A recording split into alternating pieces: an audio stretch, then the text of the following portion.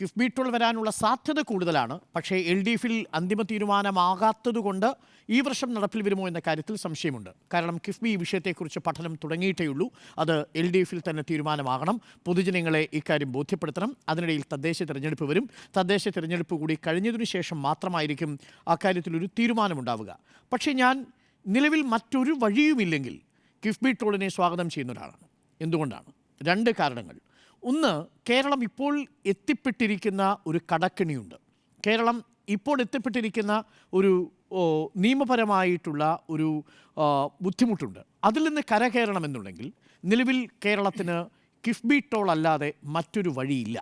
എന്തുകൊണ്ടാണ് ഇങ്ങനെ പറയാനുള്ള കാരണം? ഇതിൻ്റെ നേരത്തെയുള്ളൊരു അടിസ്ഥാന കാര്യം എന്താണെന്ന് ഉണ്ണി ബാലകൃഷ്ണൻ പറഞ്ഞു. അത് ഞാൻ ഒന്നുകൂടി കണക്ക് വെച്ച് വിശദീകരിക്കുകയാണെങ്കിൽ, നോക്കൂ, നമ്മുടെ സംസ്ഥാനത്തിന് എത്രയാണ് കേന്ദ്രത്തിൽ നിന്ന് കടമെടുക്കാൻ കഴിയുക? അഥവാ വായ്പയായി നമുക്കെടുക്കാൻ കഴിയുന്നത് 3% മൊത്തം GDPയുടെ. 11 ലക്ഷമാണ് നമ്മളുടെ GDP എന്ന് കരുതിയാൽ 11 ലക്ഷം കോടിയാണ് നമ്മളുടെ മൊത്തം GDP എന്ന് കരുതി കഴിഞ്ഞാൽ നമുക്ക് കടമെടുക്കാവുന്നത് ഏകദേശം അതിൻ്റെ 3.3%.